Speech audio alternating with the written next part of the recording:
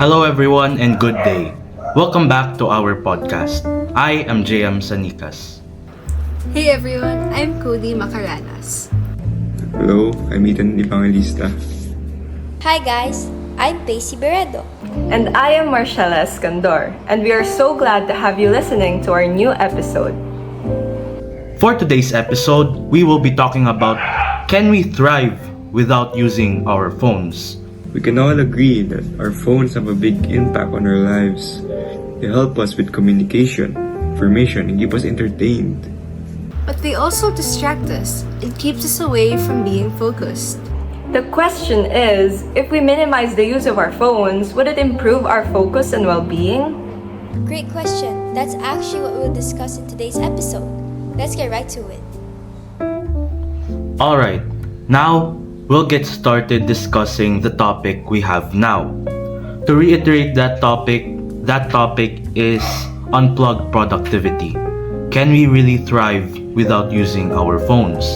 I think our world has become so advanced that barely any of us can thrive without our phones. Yes, some people can, but the majority really can't go on a day without their phones. I mean, our daily lives almost completely relies on technology. And it's not an addiction really. I just believe that our world is getting really advanced. That's what I thought too. Well, Cody, let's explore your take on this. When we reduce phone use, how exactly will it affect our focus, relationships, and overall well-being? Okay, I love that question, JM. Reducing phone use can significantly enhance our ability to focus by minimizing constant distractions, which helps us have deeper engagement with tasks. It also allows us to have greater productivity and helps us individuals remain mentally present. Actually, I believe that too. How about for relationships or overall well-being? In terms of relationships, less screen time fosters more meaningful face-to-face interactions and emotional connections. Loved ones are more likely to feel valued and heard when attention is not divided by a device. Overall well-being also improves, with the benefits such as reduced stress, better sleep, and more time for healthy habits and personal growth. Excessive phone use causes us to increase our anxiety, social disconnection, and feelings of loneliness, despite the frequent digital interaction. In conclusion, reducing phone usage helps boost focus, make better connections, and deepen the relationship, and improve the overall well-being of an individual by eliminating distractions and encouraging more meaningful and beneficial real-life interactions. Wow, that goes, well, really deep. I really love how you answered that. Of course, JM. I wouldn't love a question and not have a great answer to say.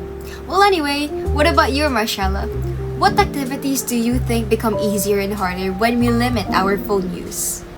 Honestly, Cody, I think reducing phone usage may significantly improve presence and focus in day-to-day activities. It is easier to focus on activities like reading, working, studying, or even conversing when there are no continuous notifications or app updates that distract you. Nowadays, many people discover that when they are not constantly distracted by their electronics, they become more focused and productive. This change frequently results in an increased level of awareness and peace, which makes daily tasks seem more purposeful and rewarding. I see, but there will definitely be things that will be harder. Harder? What's that going to be? Limiting phone use might make some tasks more difficult, particularly when it comes to navigation and staying connected with others. Without instant access to messaging applications, transit updates, or GPS, daily tasks could feel less comfortable and need more preparation. You may feel frustrated at times or fear that you are missing something important. However, in spite of these difficulties, many people feel that improved concentration and a sense of balance that come from reduced screen time make the change worthwhile. We can see that there's really positives and negatives. But JM, let me ask you this. can productivity tools on our phones still be a distraction rather than be a help?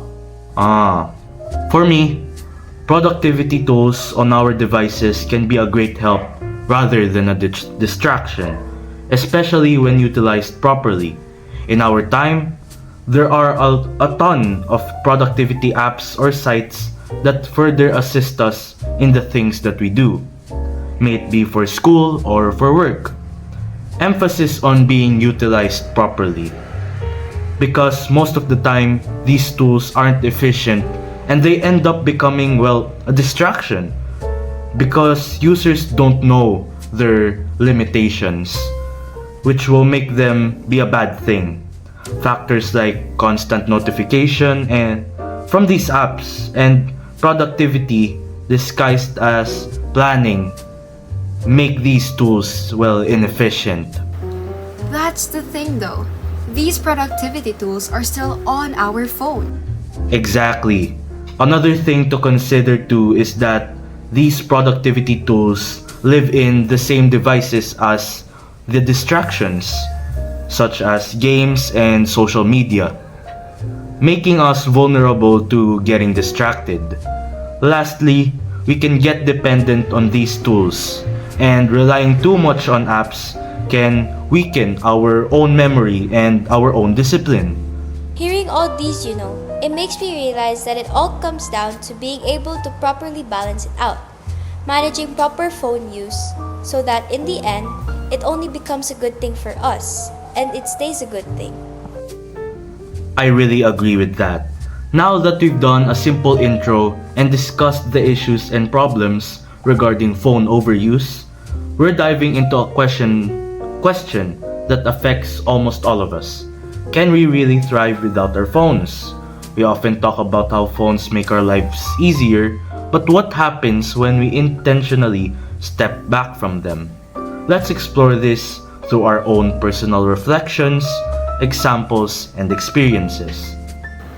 Personally, I noticed that when I cut down my phone use, my focus improves a lot. I remember trying to study for a major exam, and every notification felt like a mental detour. Once I silenced my phone and placed it out of reach, I noticed a shift. My thoughts flowed more clearly, and I finished my notes faster than expected. It wasn't just about speed, it was about the depth. I was fully present, and that made the learning feel more meaningful. In relationships too, putting my phone aside during meals or conversations makes people feel more valued. I remember one time when I left my phone at home while hanging out with friends. I was nervous at first, but it turned out to be the most meaningful and laugh-filled nights because everyone's attention was on each other. Overall, reducing phone helps me have better sleep and less stress.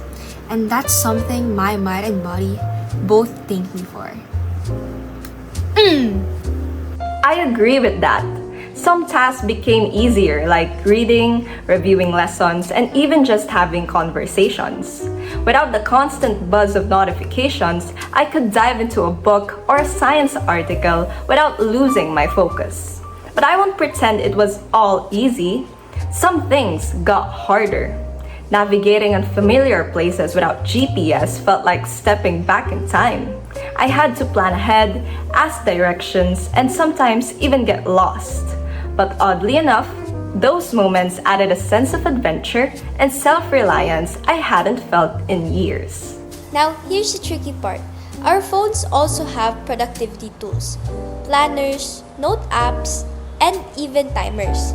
They help us a lot if we use them properly.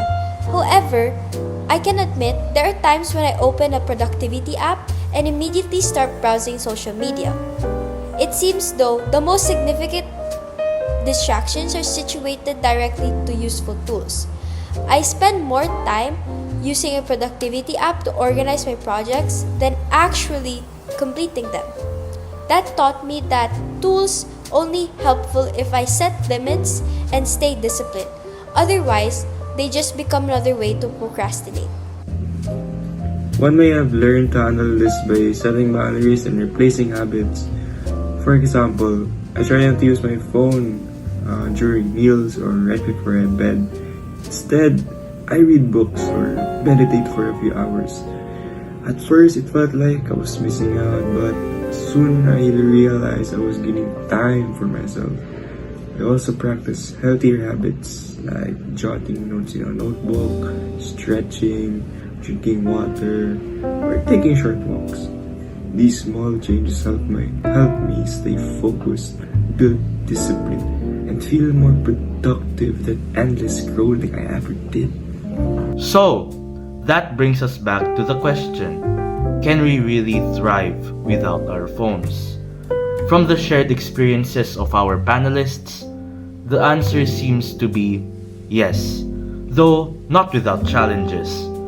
By setting boundaries, using tools wisely, and replacing distractions with meaningful habits, we can actually improve our focus, relationships, and overall well-being. Phones aren't the enemy. It's how we use them that matters.